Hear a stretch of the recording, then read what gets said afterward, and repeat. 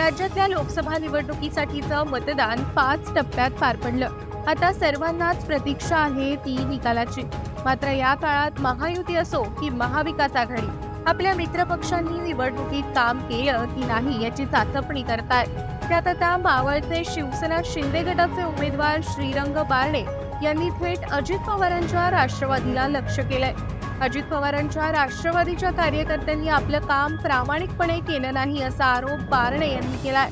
निकालाआधीच बारणेंनी केलेल्या या आरोपामुळे महायुतीत सर्वच काही अलबेल आहे असं नाही हे पुन्हा एकदा दिसून आलंय। त्यात आता बारणे यांच्या या आरोपाला अजित पवारांच्या राष्ट्रवादीकडून काय प्रत्युत्तर मिळतं हे पाहावं लागेल।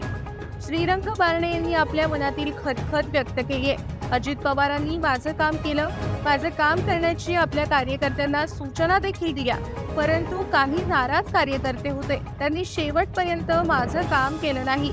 या संदर्भात मी अजित पवारांकडे काम न करणाऱ्या कार्यकर्त्यांची नावे देखील दिली आहेत। वरिष्ठ पातळीवरील नेत्यांनी, पदाधिकाऱ्यांनी, आमदारांनी महायुतीचा धर्म पाळत काम केलं, परंतु खालच्या कार्यकर्त्यांनी काम केलं नाही असा थेट आरोप बारणे यांनी केलाय। मध्ये महायुतीचा धर्म पाळला नाही आणि याची लिस्ट मी मान्य अजितदादाकडे दिली होती।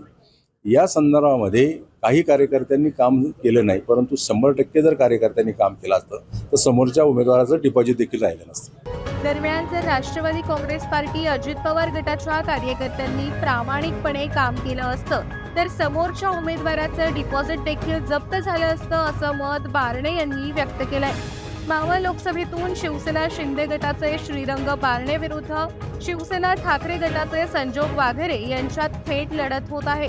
बारणे यांना हॅट्रिक करण्याची संधी आहे, तर ठाकरे गटाला काही करून बारणे यांचा पराभव करायचा आहे। वाघेरे हे मूळचे राष्ट्रवादी काँग्रेसचे आहेत। अजित पवारांचे खास म्हणून त्यांच्याकडे पाहिलं जातं, त्यामुळे राष्ट्रवादीच्या काही कार्यकर्त्यांनी वाघेरे यांचं काम केल्याची चर्चा आहे। त्यामुळे 4 जूनला काय निर्णय लागणार याकडे आता सर्वांचं लक्ष लागलंय।